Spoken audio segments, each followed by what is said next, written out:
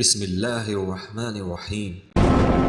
السلام علیکم۔ خزانے کی تلاش میں آپ سب کو خوش آمدید۔ چلتے ہیں آج کی نئی قسط کی طرف، لیکن سب سے پہلے سمجھداروں کے لیے ایک اشارہ اور ایک یاد دہانی۔ ناظرین، حضرت خالد بن سعید بن العاص رضی اللہ تعالیٰ عنہ سابقین اولین میں سے ہیں۔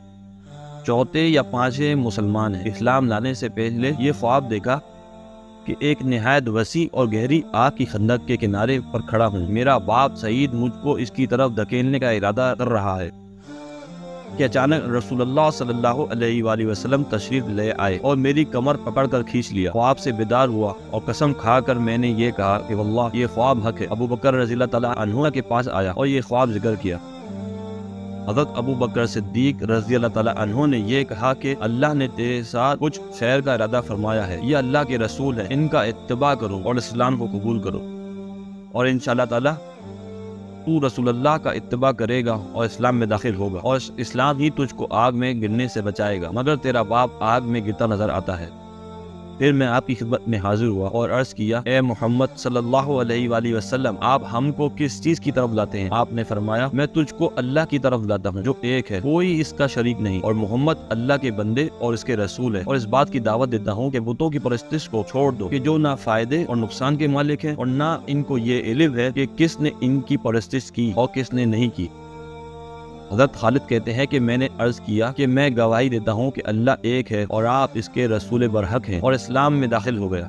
باپ کو جب میرے اسلام کا علم ہوا تو مجھ کو اس قدر مارا کہ سر زخمی ہو گیا، اور ایک چھڑی کو میرے سر پر توڑ ڈالا، اور پھر یہ کہا، تو نے محمد صلی اللہ علیہ وآلہ وسلم کا اتباع کیا جس نے ساری قوم کے خلاف کیا اور ہمارے معبودوں کو برا اور ہمارے آباء و اجداد کو احمق اور جاہل بتلایا۔ حضرت خالد کہتے ہیں، میں نے اپنے باپ سے کہا، واللہ محمد صلی اللہ علیہ وآلہ وسلم بالکل سچ فرماتے ہیں۔ باپ کو اور بھی غصہ آ گیا اور مجھ کو سخت سست کہا اور گالیاں دی، اور یہ کہا، اے کمینے، تو میرے سامنے سے دور ہو جا، واللہ میں تیرا کھانا پینا بند کر دوں گا۔ میں نے کہا، اگر آپ کھانا بند کریں گے تو اللہ مجھ کو رزق عطا فرمائیں گے۔ اس پر باپ نے مجھ کو اپنے گھر سے نکال دیا اور اپنے بیٹوں سے کہا کہ کوئی اس سے کلام نہ کرے، اور جو اس سے کلام کرے گا اس کے ساتھ بھی وہی معاملہ کیا جائے گا۔ حضرت خالد اپنے باپ کا در چھوڑ کر رسول اللہ صلی اللہ علیہ وآلہ وسلم کے در دولت پر آ گئے۔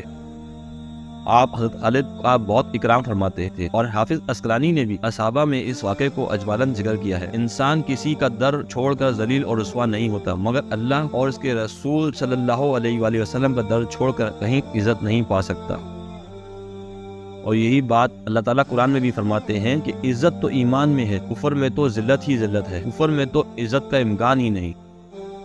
حضرت خالد رضی اللہ تعالیٰ عنہ فرماتے ہیں کہ میرے باپ ایک بار بیمار ہوئے تو یہ کہا کہ اگر اللہ نے مجھ کو اس مرض سے عافیت بخشی تو مکہ میں اس خدا کی عبادت نہ ہونے دوں گا جس کی عبادت کا محمد صلی اللہ علیہ وآلہ وسلم حکم کرتے ہیں۔